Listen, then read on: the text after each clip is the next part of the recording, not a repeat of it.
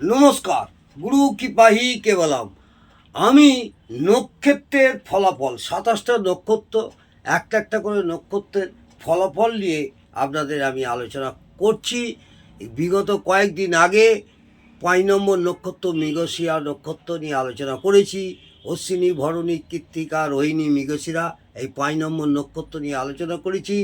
আজ আমি 6ষ্ঠ নক্ষত্র অর্থাৎ 6 নম্বর নক্ষত্র আদ্রা নক্ষত্র, রাহুর নক্ষত্র। আদ্রা হচ্ছে রাহুর নক্ষত্র। এই আদ্রা নক্ষত্র নিয়ে দু চারটি কথা বলছি।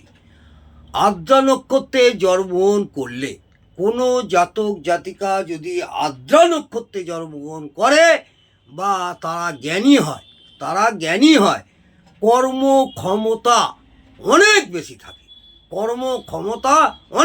থাকে, একের অধিক প্রেম বা বিবাহ হয় এবং অবৈধ সম্পর্কও থাকে।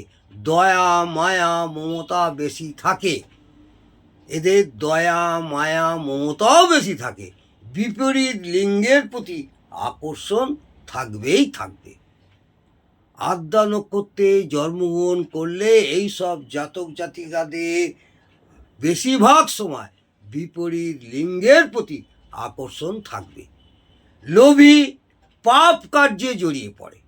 এরা একটু পাপ কার্যে জড়িয়ে পড়ে, মনে হিংসাও থাকে। উপকারীর উপকার স্বীকার করে না। এই সব জাতক জাতিকারা উপকার কাক্ষর কাছে পেলে সেটা উপকারীর উপকার স্বীকার করে না। মনে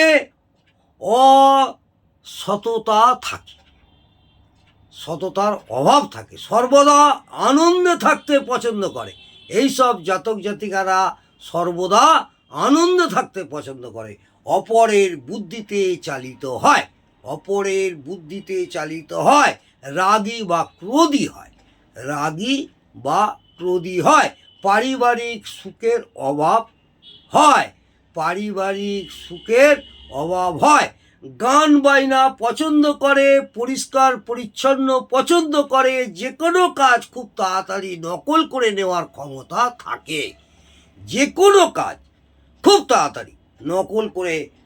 ক্ষমতা থাকে। সরকারের সাথে ডাইরেক্ট বা ইনডাইরেক্টভাবে যুক্ত থাকে।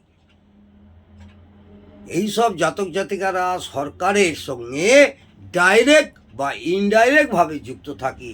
চোখের রোগ থাকতে দেখা যায়। আদ্রা নক্ষত্রে জাতক জাতিকাদের সাধারণত চোখের রোগ থাকতে দেখা যায়। ছোটবেলায় খুব সুখী জীবনযাপন করে। পরিমিত আহার পছন্দ করে। অর্থাৎ আজ আপনাদের 6 নম্বর নক্ষত্র রাহুর নক্ষত্র আদ্রা নক্ষত্র নিয়ে দু চারটি কথা বললাম। যদি ভালো লাগে অবশ্যই সাবস্ক্রাইব, কমেন্ট এবং লাইক করতে ভুলবেন না।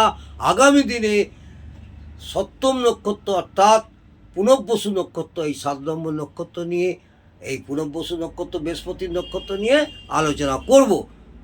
নমস্কার, জয় মা তারা।